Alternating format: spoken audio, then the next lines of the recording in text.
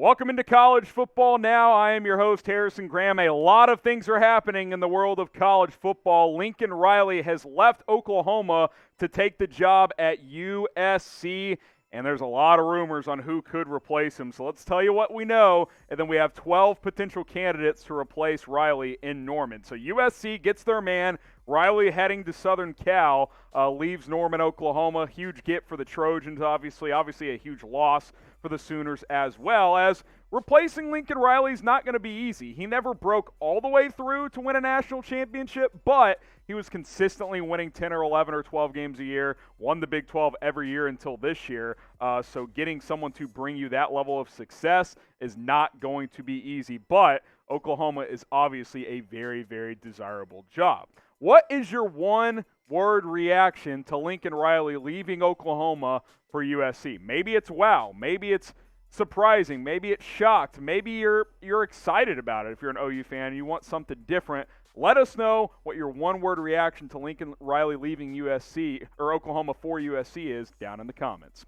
Before we get to our candidates of 12 candidates here, one name to watch on staff, Alex Grinch. I think he'd be more of a second, third, category of option here. He's done a good job with that defense, but OU can do better, and I think will do better. But Alex Grinch is at least a guy to keep an eye on. I think he will at least possibly get an interview. But Bob Stoops is reportedly going to be the interim coach for the bowl game, so maybe Grinch is like, screw this. I'm going to move on for a different opportunity. Who should be the next head coach at Oklahoma? This will be the pinned comment on today's video. Who should OU hire to replace Lincoln Riley? Let us know in the comments during this YouTube ad break.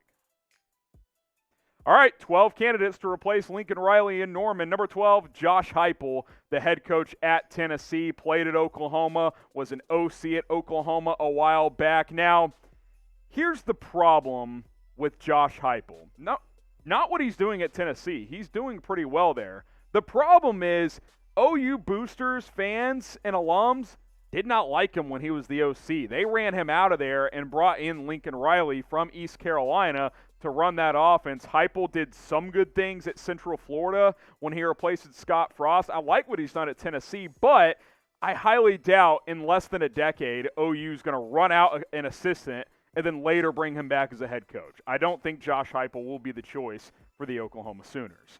At number 11, Jay Norvell, who coached at Oklahoma as an assistant from 2008 to 14, has done some good things at Nevada, which obviously isn't the best job in the world, but he's in his late 50s. He doesn't have any real Power 5 head coaching success, so I think he's, a lower level type of target if you are the Sooners. Number 10, Kellen Moore. Runs a creative and fun offense. He's a young guy. A lot of people, when he went to the NFL to play, said, he'll come back and be a head coach in college football. He turned down an interview from his alma mater, Boise State, last year.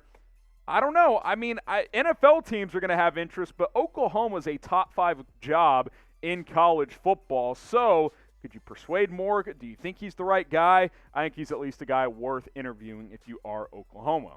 Now, Sooner fans and college football fans as a whole, we have some hoodies available for 50% off at chatsports.com/CFB hoodie. It's a Cyber Monday sale for you guys. That link will be in the comments. It'll be in the description.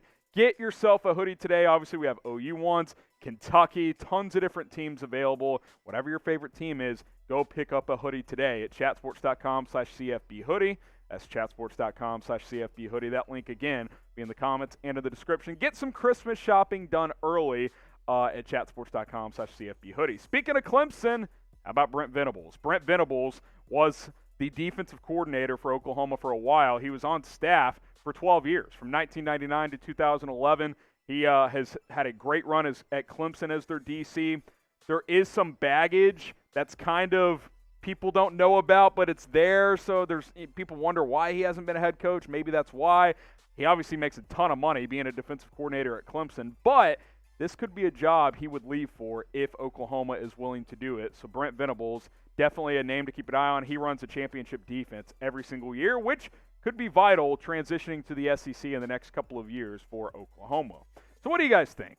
What type of coach should OU hire? Type O for offensive, Type D for defensive. Obviously, this has been an offensive juggernaut for the better part of 25 years, but maybe it's time to go in the other way. If you think so, type D for defensive, or if you think stick with what you know, type O for offensive. Top 8 we go. Joe Brady, the offensive coordinator for the Carolina Panthers. He ran that offense led by Joe Burrow in 2019 at LSU. Hasn't done great for the Panthers, but to be fair, the quarterbacks he's worked with have been Teddy Bridgewater, Sam Darnold, Cam Newton, and P.J. Walker. Those aren't exactly high-level NFL quarterbacks at this point in time. Cam Newton is not what he used to be. I still think Brady's a really sharp offensive mind. Sonny Dykes at number 7. We put head coach at TCU because that's the verbal agreement, but some rumors, some rumblings are that there is some mutual interest between Oklahoma and Sonny Dykes, and as a TCU alum who already didn't love the Dykes hire in the first place, if you're TCU, you should have some damn pride. If there's any true to that report, you should pivot if you're TCU and go in a different direction. He is scheduled for an introductory press conference on Tuesday. So, got to figure it out quick if you're Sonny Dykes and TCU. So we'll see. He's obviously been the SMU coach for the last few years. His exit was not a pretty one. They lost 4 of 5. I think him and his staff kind of checked out.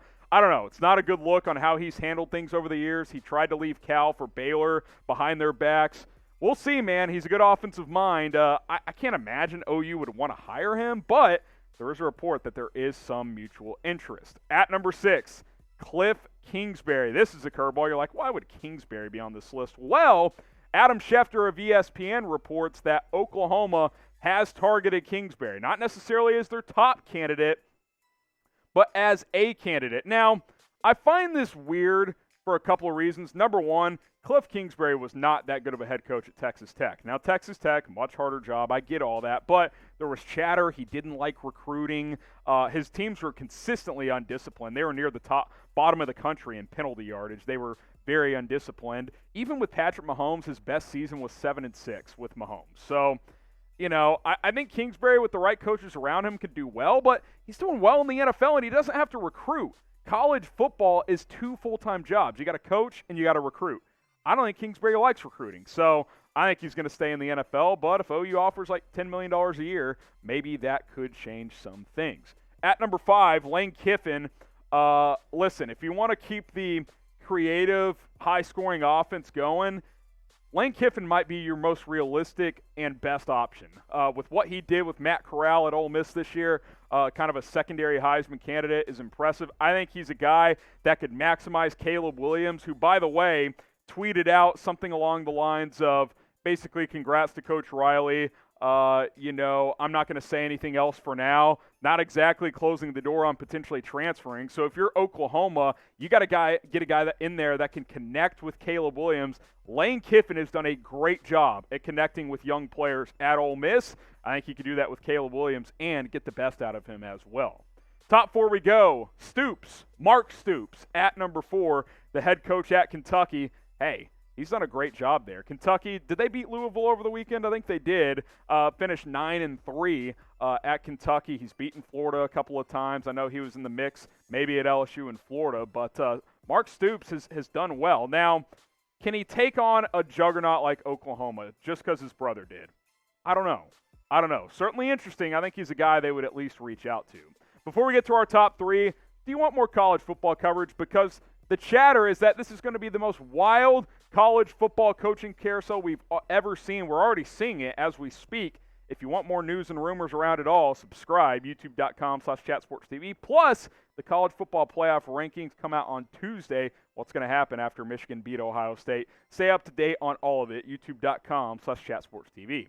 Top 3 we go. Luke Fickell, the head coach at Cincinnati. There's been some chatter that Fickell could remain at Cincinnati and likely will because, listen, if Cincinnati beats Houston next weekend, they're in the college football playoff, barring something unforeseen. And even then, I think Cincinnati is winning in. I think he'd be a home run for Oklahoma, but can you get him to leave if the Bearcats make the CFP?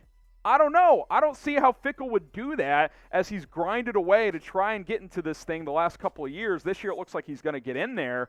I think it'd be a great move for OU. I think for Fickell specifically, though, the only way he would agree to it is if he could coach out the college football playoff, because he's got Cincinnati on the verge of making history as a Group of 5 program. At number 2, Matt Campbell, the head coach at Iowa State. I think he's a realistic target. I think if you offered him the job, you can get him. Maybe it's not a grand slam, but it's a pretty solid hire if you get Matt Campbell, who's done great stuff at Iowa State. They underachieved a little this year, but still, he's done a great job turning that program around. When he took over, Iowa State was barely better than Kansas. Seriously. Like, they were not in a good place, and Campbell has put them on the national map, so we've got him at number 2. And then at number 1, it's got to be Bob Stoops, right? Now, based on the reports of OU's interest in certain candidates, maybe Stoops has told them that he does not want to be the long-term answer. He is reportedly expected to coach OU's bowl game and be the interim coach, for the next couple of weeks for practice and for that bowl game. We all know his history at OU. He was a legend there, won a national championship, won countless Big 12 titles. He would be a very safe and good hire, right?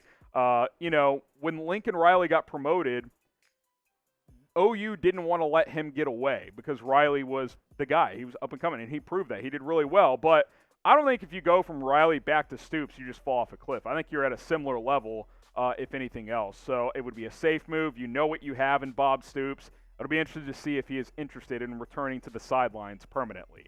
Who should be the next head coach at Oklahoma? Let's hear it.